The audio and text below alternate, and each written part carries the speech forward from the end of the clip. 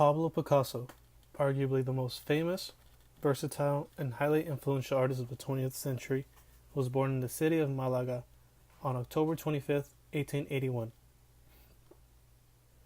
Although best known for being an amazing Spanish painter, he was also a very skilled graphic artist, sculptor, playwright, designer, poet, and ceramist. Picasso studied art in both Barcelona and at the Royal Academy of San Fernando in Madrid. He pushed art to new, uncharted territory, such as his creation of Cubism in 1907. He spent many of his years in France, and his work can be broken down into specific periods. Periods such as the Rose Period, African Influence Period, Analytic Cubism, and Synthetic Cubism. But we will specifically be looking into the Blue Period, which ranged from 1901 to 1904. The use of secondary colors. The exact time and location to where this period began is uncertain, but art historians believe that it either started in Spain or in Paris. During the period, he would bounce between Barcelona and Paris, creating different pieces. The paintings created are a reflection of his experiences, often depicting relative poverty, instability, beggars, drunks, the old, frail, blind, and street prostitutes. One of the main influences to this period was the trip through Spain and the horrible suicide of his best friend, Carlos Casagemas.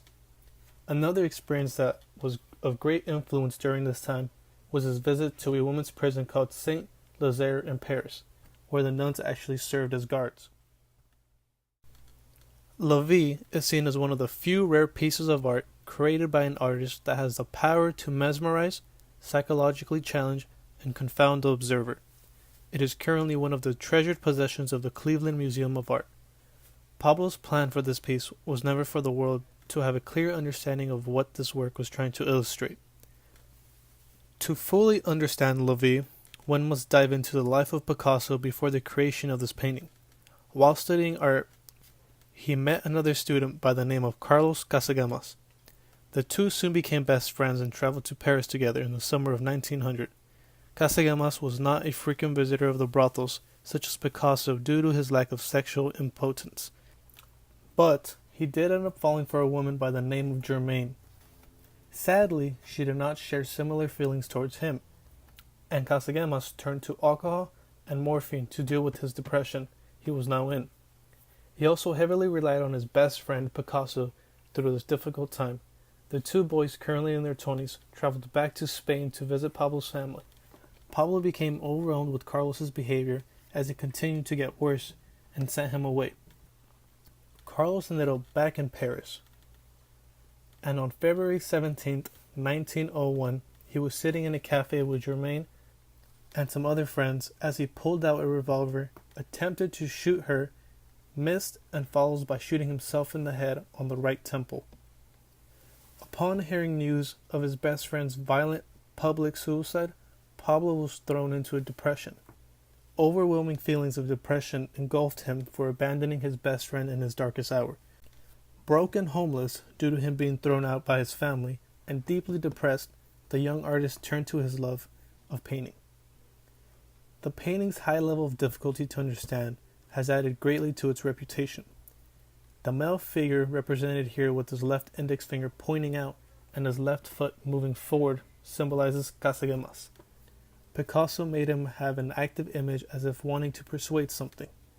This something could be what is to the right of the painting, which is a mother figure who is holding a baby. Perhaps this could be the family which Casagemas hoped for, even after being rejected by the woman he loved. To the left of the image is a nude woman who is slightly leaning on Casagemas. This could be a representation of his once lover. In the background, two people can be seen sitting on the floor as one of them comforts the other. This may be the relationship that Picasso and Carlos had when Carlos was deep in depression. Finally, the bottom of the figure shows a single person sitting with their head between their knees. This person appears lonely and very much torn apart. This could be how Pablo pictured Casagemas before his terrible suicide, after being alone, tired, broke, empty, and rejected by his lover and best friend. Girl in a Chemise was made in 1904 and also marks the end of the Blue Period. When looking at this work of art, we see a blue-green background that is consistent with blue period paintings being overpowered as his beautiful female figure is used as the subject matter. When looking back to pieces that were created before this one, there is a clear message showing that most of his previous work was lacking the real sexual passion that this image radiates. The woman depicted here appears to resemble a mistress named Madeleine that Picasso had featured in erotic paintings before. The nightshirt that ever so slightly covers her left breast could be symbolizing her sexual availability.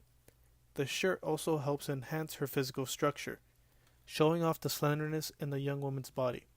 Her hair can be seen being pinned up as if ready to go to bed. When looking at the painting, one can make out that something appears wrong. Her face looks very sickly and has a deathly glow. At the time, it was common to see younger prostitutes have this ill purple hue, skeleton look on their face when close to death. Although having clear feelings for Madeleine, he would later end up cheating on her and eventually moving on.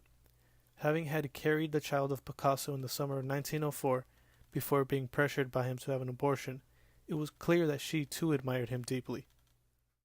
The depression that the Blue Period years would bring to Picasso would actually follow him up until the end of his Cubist period. One of the returning themes in his period was the desolation of social outsiders, which can be seen in his La Vie piece.